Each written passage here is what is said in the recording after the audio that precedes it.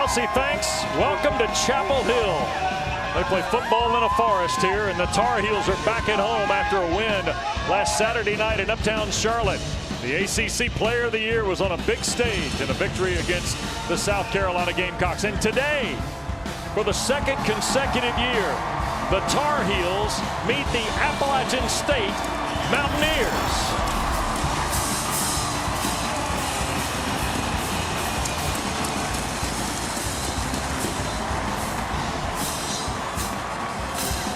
Well, Carolina takes the field in their home debut with Tim Hasselbeck, Wes Durham, Tyler Tannenbaum in just a moment. I don't know if we can repeat the theatrics of a year ago in Boone, but Carolina got off to a really good start last Saturday night. Yeah, Tim. you may even say a great start, because anytime Drake May is your quarterback, you're going to feel really good about your prospects of winning.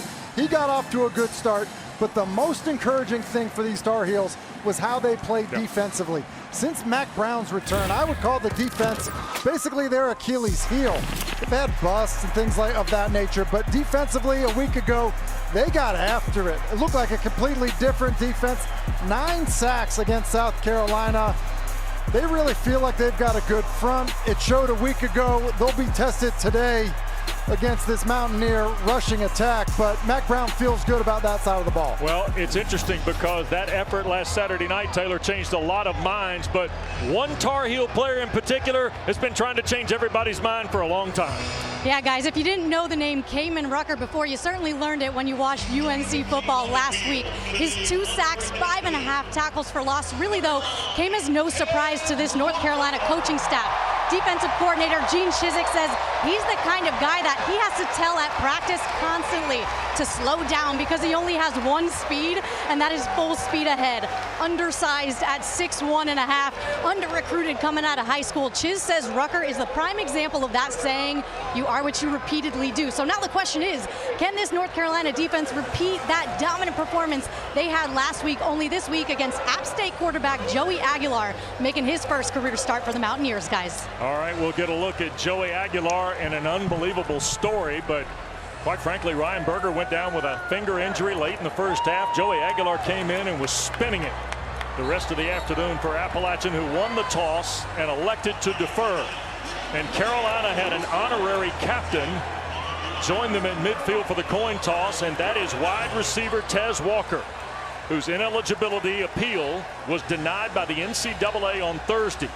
We will talk more about Walker and his situation as the broadcast moves on. But that, Tim, is a sidebar for North Carolina, not just today, but the rest of this campaign. It is the rest of the campaign. I think the coaches believe that he was, a guy that was maybe going to be a 10-touchdown catch kind of player. And so without him, it obviously changes things. I guess the one thing is, it's good to have some finality to it, know what the plan is, know if he's available or not, which he's not.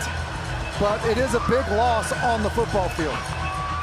So the crowd at Kenan Stadium, a sellout house, who tailgated a little bit in the rain. Boy, has ACC football been affected by the rain today. At one point this afternoon, there were 4 ACC games in a delay. And by the way, they're still waiting to play about 3.5 quarters in Blacksburg, where Virginia Tech and Purdue started at noon and are going to resume shortly after 6 o'clock. So George Pettaway is deep to return for the Tar Heels.